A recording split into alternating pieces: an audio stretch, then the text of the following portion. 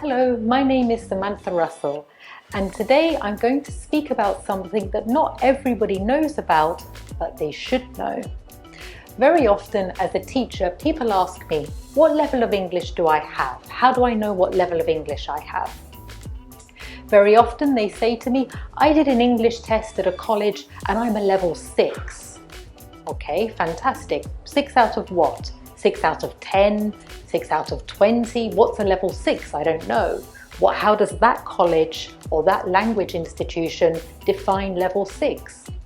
Maybe they say, well, I think I'm an intermediate level. Okay, so what does that mean? Well, I think I can say things in the past, the present and the future. Okay, that's quite ambiguous. I mean, the past simple or the past perfect, for example, that's not the same thing. So as you can see, we definitely need to have a framework which clearly defines each level of a language. So that way, when we talk about our language levels, we know exactly what we're saying, because a level 6 for one person might be something totally different for another person. Intermediate for you might not be what I would consider intermediate. Luckily, we have that framework, just not many people know about it. So let me introduce CEFR, which is the Common European Framework of Reference of Languages, or for languages. Now, this framework says that it's the Common European Framework, but it is used all over the world. This framework is recognized in Europe, and it is recognized in Canada, in Central America, in South America, in Africa, in Asia. CEFR is international. It is not only European, it is an international framework that not only universities and language institutions use, but also a lot of the multinational companies. If you speak to human resources, the HR team in any multinational company, they're going to ask you what level of English you have, and you're going to need to reply in accordance to this framework, because that's the framework that everybody understands because it is clearly defined. This framework can apply to a variety of languages. It doesn't just apply to English. It can apply to French, English, French, German, Spanish. It even applies to Chinese.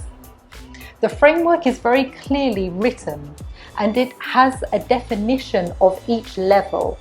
In other words, if the language speaker can speak in the present simple, then that would be a basic level. If they can speak in the present simple, the past simple and the future simple, that would be lower intermediate. If they then introduce the future perfect, the past perfect, that would put them up to intermediate. So the whole framework has a clear definition of what you must know in order to be at this level. And the levels for all the languages, like I say, English, Spanish, Chinese, the levels are defined like this. A1, which is a basic user, A2, which would be lower intermediate, B1, which is an intermediate user, B2, upper intermediate, C1, advanced, and C2, a proficient user of the language. In other words, when you have a job interview or when you're writing your CV, you shouldn't write intermediate level English.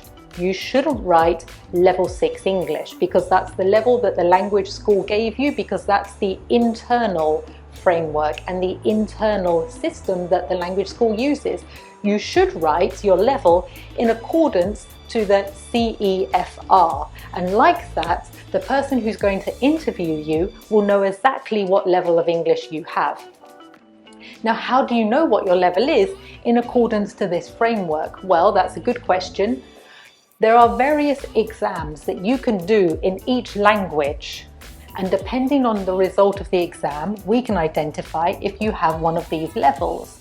For example, in the Spanish language, the exam is DELE, D-E-L-E, the DELE exam.